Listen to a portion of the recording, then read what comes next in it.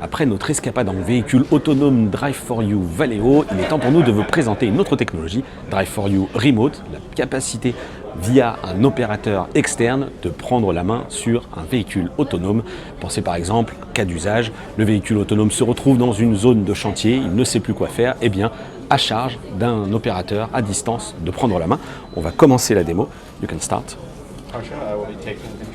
Ok, regardez, de l'autre côté de cette vitre, un véhicule, une Volkswagen, vient de démarrer son parcours. Alors là, imaginez juste qu'on est en situation où effectivement le véhicule autonome aurait rencontré une difficulté.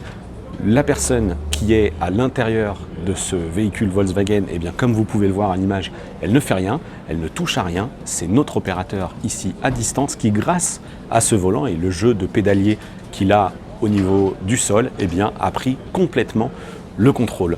Ce que l'on peut voir ici sur ces trois écrans, eh bien, c'est le retour vidéo des différentes caméras qui sont intégrées sur le véhicule à l'avant, au niveau des rétroviseurs aussi.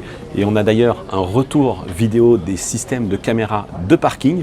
Là, on voit bien que le véhicule s'est arrêté au feu rouge et ce retour vidéo, alors il est un petit peu dégradé parce que tout simplement la force de cette démo de Valeo, eh bien, c'est qu'elle utilise tout simplement une connexion 4G, donc une liaison existante et mieux encore une liaison qui est même partagée ici avec toutes les personnes ici présentes au CES de Las Vegas et donc forcément c'est pour ça qu'on a un petit peu de perte de qualité de vidéo.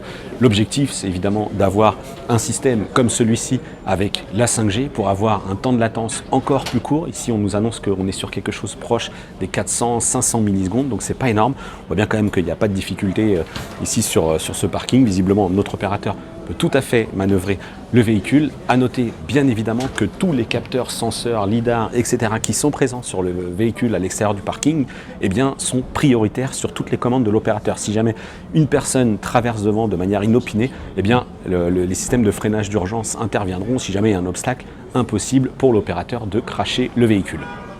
Et alors une fois que l'on a réussi à établir cette connectivité entre un point donné et le véhicule en passant par de la 4G ou de la 5G via un service de cloud qui en plus sécurise et encrypte toutes les données, eh bien on peut envisager tout un tas de cas d'usage. Ici d'ailleurs Valeo fait une autre démonstration, Voyage XR, et bien imaginez là la personne qui était assise, elle s'est retrouvée plongée et immergée dans un véhicule grâce à de la réalité virtuelle et ce qu'elle a vécu, eh bien c'est qu'elle est à l'intérieur d'une voiture dans laquelle il lui est possible d'appeler un proche et de partager avec lui une expérience à bord, c'est-à-dire qu'elle lui renvoie, grâce à des caméras installées dans le véhicule, tout ce qu'elle voit autour d'elle. Voilà, alors j'ai chaussé ce masque de réalité virtuelle et j'ai désormais les deux télécommandes. Pour l'instant, je suis dans une salle. Ok, alors je choisis l'expérience Voyage XR et c'est parti. On fait un appel. En fait, je me retrouve dans un monde virtuel. Je suis dans mon salon et je vois bien que je passe un appel à quelqu'un qui est sur la route et en l'occurrence au CES. L'appel est en cours. Et voilà, l'appel a abouti et maintenant, je suis projeté dans un véhicule et je peux voir donc ce qui s'y passe. Alors, en fait, le conducteur, je vois bien qu'il est ici sur notre parking qu'on a à côté de notre site de démo.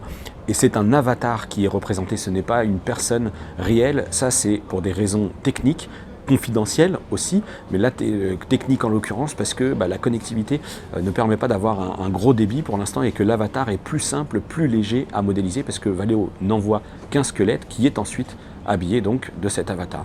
Et c'est parti, donc on voit bien que là, je peux, grâce à toutes les caméras du véhicule, voir tout ce qui se passe autour de moi, comme si j'étais à bord du véhicule et à l'extérieur du parking. C'est pas mal si jamais vous avez des proches qui partent en voiture dans des pays de rêve auxquels vous n'avez pas accès. Et voilà, c'est parti. Et donc c'est David qui me conduit sur ce tour de parking. Voilà, alors effectivement, la qualité, elle est ce qu'elle est, c'est qu'on est toujours sur un retour vidéo qui passe par la 4G, mais c'est assez rigolo, c'est plutôt réactif, je vois bien tout ce qui se passe autour de moi. Et ce qui est rigolo, c'est que si je me penche de la sorte et que je regarde en hauteur, je peux voir presque la hauteur des bâtiments dans la limite de ce que voient les caméras à l'extérieur du véhicule, mais on est finalement dans une bulle qui permet vraiment de découvrir le paysage devant, derrière. C'est vraiment très sympa. Regardez, il y a même des petites interactions possibles. Ici, lorsque je clique avec le masque de VR, je suis à Vegas, je peux accéder visiblement à un album photo.